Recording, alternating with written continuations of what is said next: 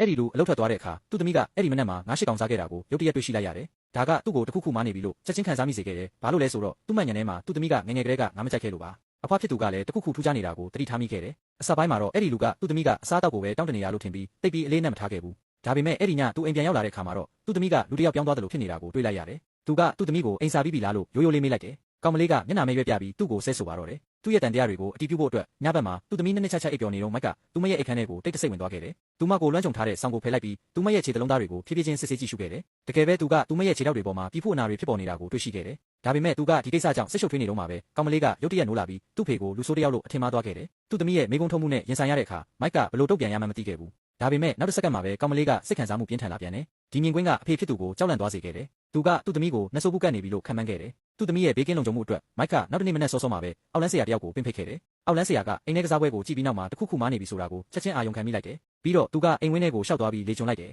အောက်လန်းဆရာကအပြင်ဘက်ကအိုးကြီးတုံးကိုမြင်လိုက်တဲ့အခါတခုခုအရန်ကိုမှားရင်းနေပြီဆိုတာကိုချက်ချင်းသိလိုက်တယ်ပြီးတော့သူကအဲ့ဒီလူကိုအိုးတွေကိုအိမ်ထဲကိုယူလာခိုင်းခဲ့တယ်တကယ်ရဲ့အိုးတွေကိုခွဲဖွင့်လိုက်တဲ့အခါမှာသူတို့ရဲ့ကတလုံးထဲမှာကြီးကန်းတေတကောင်ပေါ်လာခဲ့တယ်တစုံတစ်ယောက်ကကောင်မလေးကိုချိန်စားတိုက်ထားတာထင်ရှားနေခဲ့တယ်ကောင်မလေးကိုနှဆိုးတွေဖယ်ရှားပေးဖို့ကူညီနိုင်အောင်အောက်လန်းဆရာကအိမ်ဝင်းထဲမှာချက်ချင်းပဲရကြတစ်ခုကိုပြုလုပ်ခဲ့တယ်နှဆိုးနေနဲ့ရကြပြီးဆုံးသွားတဲ့အခါကောင်မလေးကအနက်ဆိုင်ဆုံးမိမျောချင်းထဲကိုရောက်သွားခဲ့တယ်အောက်လန်းဆရာကကောင်မလေးကမကြသေးခင်ကတယောက်ယောက်ကိုတွေ့ခဲ့လောက်တယ်လို့ပြောတယ်သူမကိုချိန်စားတိုက်ခဲ့တာအဲ့ဒီလူပဲဖြစ်ရမယ်သူကတောင်ပေါ်မှာနေတဲ့ထူးဆန်းတဲ့ဂျပန်လူမျိုးเจ้าကိုတွေးမိလိုက်တယ်မိုက်ကတခုခုမားနေပြီဆိုတာကိုချက်ချင်းသဘောပေါက်သွားတယ်တကယ်တော့ဂျပန်လူမျိုးကရွာကိုပြောင်းလာကြတဲ့ကရွာတွေကလူတရာစင်ကျော်ကအကြောင်းရင်းမသိပဲတေဆုံးခဲ့ကြတယ်ဒါတွေရဲ့နောက်ွယ်မှာဂျပန်လူမျိုးရှိနေတယ်လို့သူယုံကြည်ခဲ့တယ်ဒီလိုဝမ်းနည်းစရာဖြစ်တွေဆက်မဖြစ်အောင်တားဆီးဖို့အတွက်သူကဂျပန်လူမျိုးကိုရွာကနေမောင်းထုတ်ရမယ်ဒါမှမဟုတ်တပ်ပြရမယ်ဂျပန်လူမျိုးကလည်းတတိထားမိနေပြီဆိုတာကိုသူမသိခဲ့ဘူးသူကပြင်ထွက်ပြီးစက်တတာစင်ကျော်ဝဲကအောက်လန်းဆရာကိုတိုက်ခိုက်ဖို့အတွက်သုံးဖို့အစီအစဉ်ဆွဲခဲ့တယ်နောက်တစ်နေ့ညနေဆောင်းရောက်လာတဲ့ခါမှာနှဆိုးနေပွဲကိုအစီအစဉ်တိုင်းကျင်းပခဲ့တယ်ဒါပေမဲ့ရကြကတဝက်တောင်မပြီးသေးခင်မှာပဲမိုက်ကရုတ်တရက်ရပ်တန့်လိုက်တယ်ဒါကတော့သူ့သမီးကအခုအရန်ကိုနာကျင်နေခဲ့လို့ပါပဲသူ့သမီးအတွက်လက်စားချေဖို့နောက်တစ်နေ့မနက်လင်းအားကြီးမှာမိုက်ကရွာတွေကသူငယ်ချင်းတချို့ကိုရှာပြီးဂျပန်လူမျိုးကိုတတ်ဖို့တောင်ပေါ်သွားဖို့အစီအစဉ်ဆွဲခဲ့တယ်